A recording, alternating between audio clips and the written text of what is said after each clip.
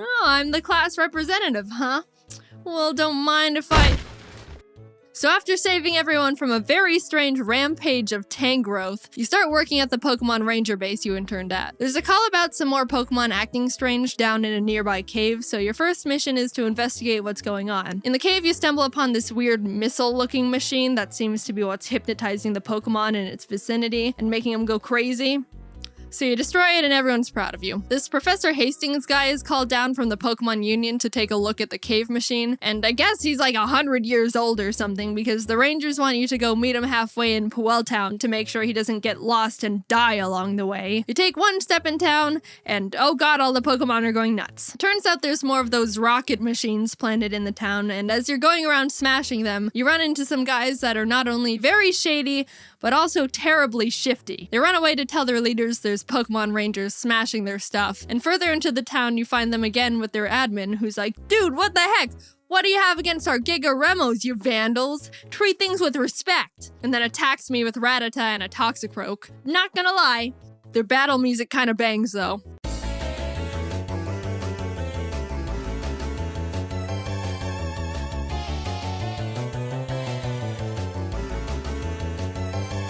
Turns out they're part of this gang called Team Dim Sun, and after capturing their Pokemon with friendship loops, they decide to retreat. We're able to find Professor Hastings and bring him back to the base to analyze what we now know are Giga Remo machines. He finds a tiny black crystal in the center that seems to be the thing that allows Team Dim Sun to control the Pokemon. The base considers this a problem, which is reasonable. And now the Pokemon Union starts getting involved, which is like the big head honcho of Pokemon Ranger bases where all the Ranger prodigies are. The story continues as the Union tries to uncover more about what Dim Sun is up to, and you keep interrupting their plans. You catch them trying to drill a tunnel in the side of a mountain. You catch them having a secret base and cargo ship in the middle of a volcano, which Mr. Kinsade is found to be part of Dim Sun. Big surprise, didn't see that one coming. You haven't been running in the ship's hallways, have you? You catch them mining hundreds of dark crystal shards in an abandoned mine. That one was a bit of a problem because apparently there was the mother of all shadow crystals. They are powerful enough to power this incredible machine they're in the middle of developing that they plan on using to control all the Pokemon within a 500-mile radius they got their grubby hands on and helicoptered away to their headquarters.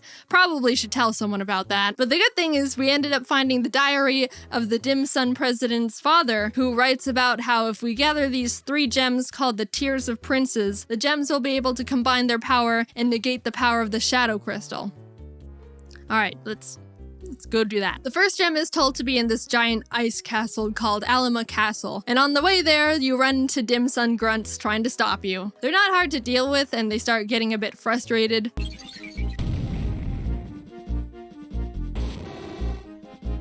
I want to pay you with a snowball. Hard. You make it to the castle after swimming through a bunch of ocean boulders and whirlpools that totally didn't slow me down at all, and end up at the castle where Dim Sun is already running around in trying to get the gem first. These guys are blocked from going any further because this giant chunk of ice is in front of the door, and the grunts are like, man, that's a big hunk of ice. If we made snow cones out of it, we'd be able to feed like 403 people. And then they see me standing there and are all, hey, that outfit! What are they called again? Pokemon Ranger? You came for a snow cone? You deal with that whole situation and end up in the room just before where the gem is being kept, where you're introduced to one of the members of Team Dim Sun's Sinistrio, Ice. I don't know what his deal is, but he called me Jaden Noob and then dabbed, so I had to murder him.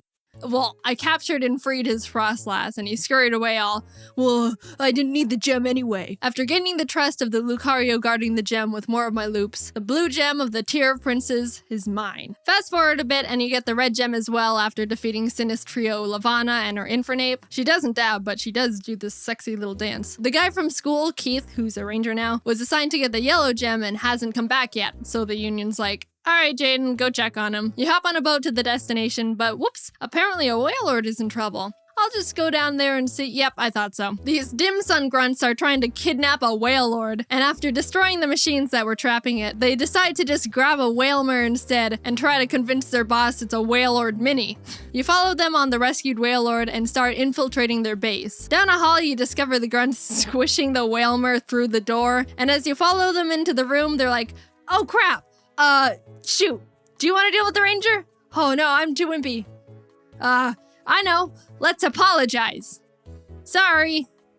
We got the Rangers' confidence! Charge! And then drop a truckload of Slackoth on me. After capturing all their Slackoth, they're like, oh no! And then all of them just grab me and shove me out of the room and lock it. Which honestly is more effective than like 99% of all video game villains. So you keep running through the base and end up actually finding mushroom-haired Isaac from Ranger School. He's been manipulated into building Dim Sun's incredible machine, and we agree to take him back to the Union after we finish up our business in the secret hideout. We finally encounter Mr. Kinsaid, who's manning the Whalelord operation. He's being all maniacal, but we successfully capture his Gleisker, save Whalmer, and bring Isaac safely back to the Union, where he gives us access to the incredible machine blueprints. Skipping ahead in the story a bit, we end up not being able to get the yellow gem because Heath, the last of the Sinis trio, kidnapped Keith, and we exchanged him for the yellow gem. I kept trying to say no, but I guess it's good we saved him. The Union makes a plan to have their top rangers go and fly to Dim Sun's headquarters and face them head on.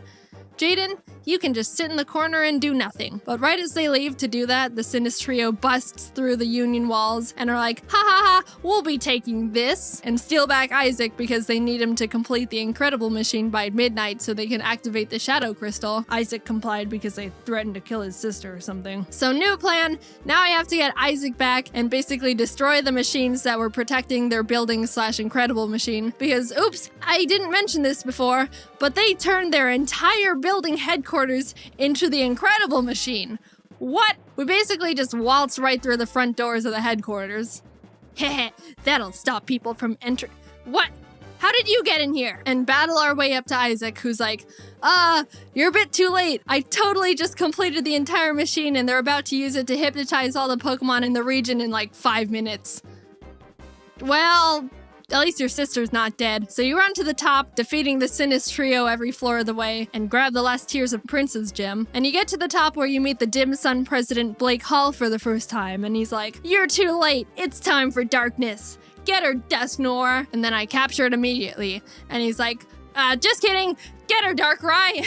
And then Darkrai just starts dipping me into darkness, and Keith has to come save me on his Staraptor. So Darkrai's like, well, then I'm gonna just dip these guys into the darkness, and throws Blake and his assistant into the void.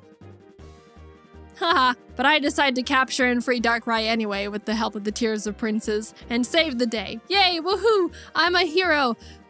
Time to take a nap. Now, Pokemon Ranger is a big game. It took me about 24 full hours to get through the game, so I had to leave out a lot, and I mean a lot, of other points in the story. There's even a bunch of side quests that are actually pretty entertaining and funny you can complete that help power up your styler. There's one where this guy says he researches smells and wants me to bring him the stench of a muck. So you do it, and he's like, yes, and puts it in a jar. Then later on in the game, he pops up again, and this time asks for a Weezing and a Skuntank, to which he's like, yes, and puts them in jars. Then he's like, thanks, dude, and you never see him again. The dialogue is absolutely amazing. This game has probably the best writing out of any Pokemon game I know of. Team Dim Sun is obviously the star of the show, and whenever they come on screen, you know they're gonna have something funny to say. At one point, while I was trying to get into their secret base in the volcano, I captured the Pokemon they were controlling, and they're like, time to make our escape, and set off dynamite, which exploded a giant boulder and blocked the entrance to the base, which they're like, shoot, we were supposed to detonate it after we go in. So they had to wait for me to go get a Pokemon that can destroy the rock. And they're like, thanks, Ranger, we'll be grateful for this for about a second.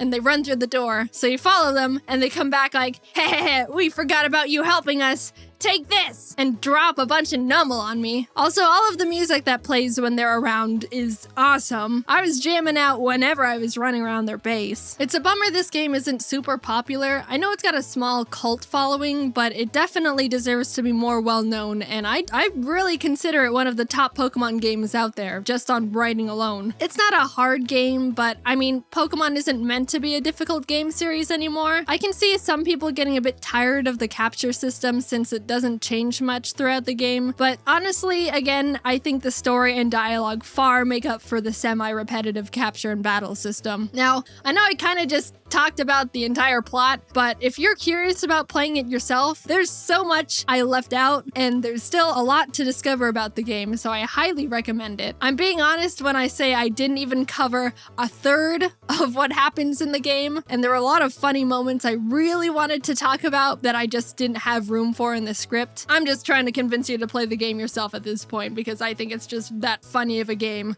but I'll stop. But here's all my stats after completing the game. It took me about 24 hours to complete it. I captured 734 Pokemon and ran away from 106. I think that's a pretty good ratio. And look, I drew a total of 9,077 loops. With that amount of practice, I bet I'm a master at drawing circles now.